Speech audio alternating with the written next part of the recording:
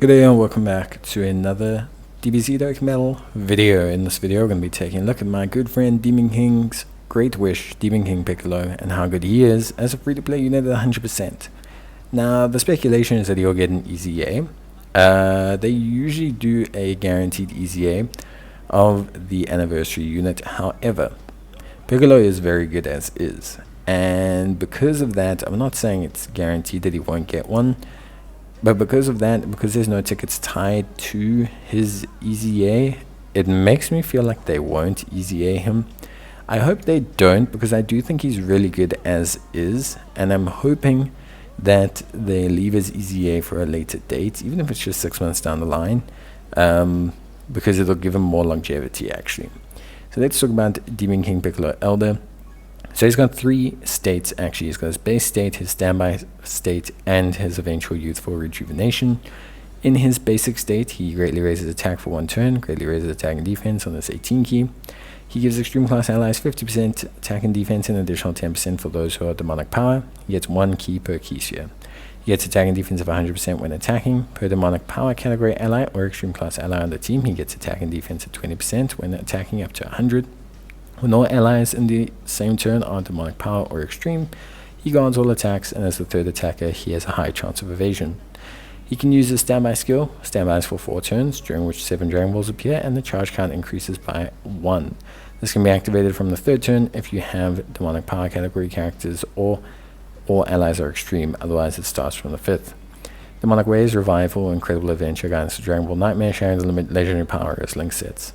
He then transforms into a standby phase. Standby phase, he has 40% support, 20% additional for those who belong to demonic power, additional key plus 1, 100% when attacking, 100% for 3 turns with 6 or more key spheres obtained, 30% per demonic power or extreme class ally up to 150, and guards all attacks, changes into AGL key spheres, and randomly changes key spheres to rainbow when all allies are extreme or demonic power. And he has high chance of evasion, which is 50%, starting from the 2nd or 3rd turn. His abilities on his super attacks don't change. And then finally we become young Piccolo.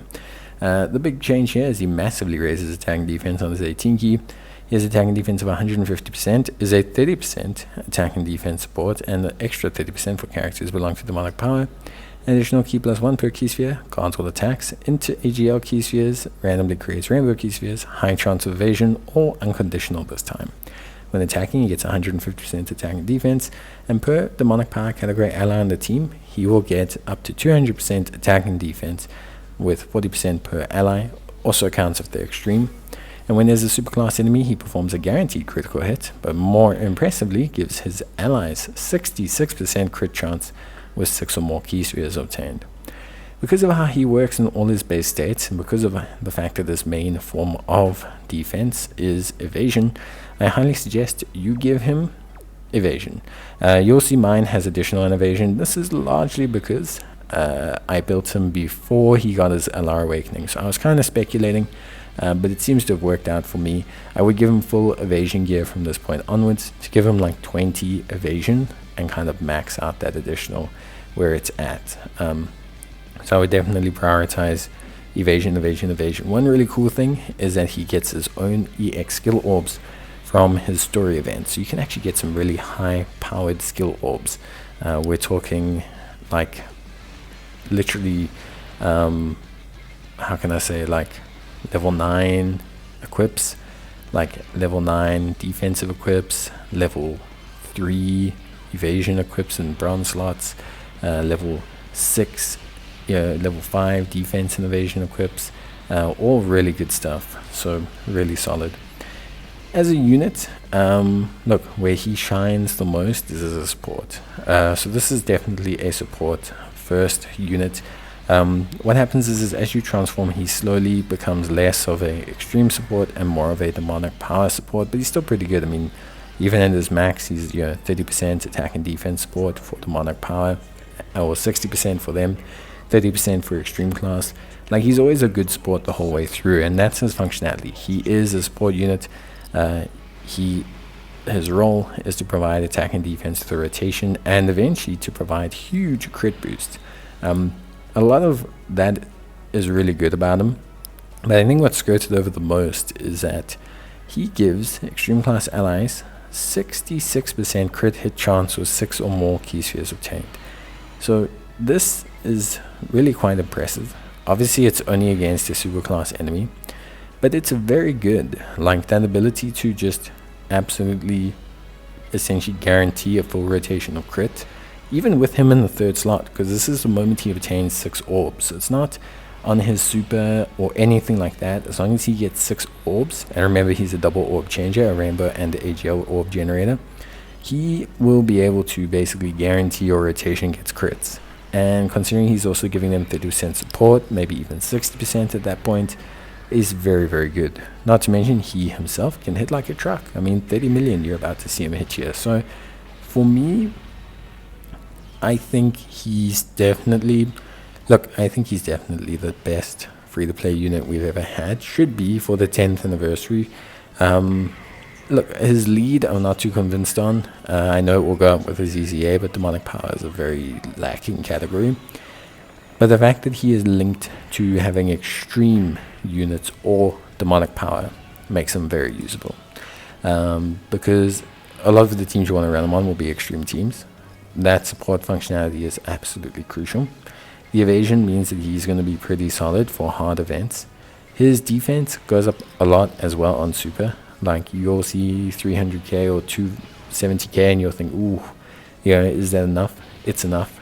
It goes up a ton when he supers because he has that 150% boost and the massively raising attack and defense, which is huge. So he can get close to that million mark. His big issue will be links. Obviously, we went through his links revival, demonic ways, incredible adventure, guidance to Dragon Balls. These are not links you're going to get with big extreme class units. Big red bosses he doesn't have. Like, he's not going to share a ton of links with the big time, evil units. Like, he's not going to share a lot of links with Broly units. Doesn't have a Saiyan-centric build. He's not going to share a lot of links with Wicked Bloodline units.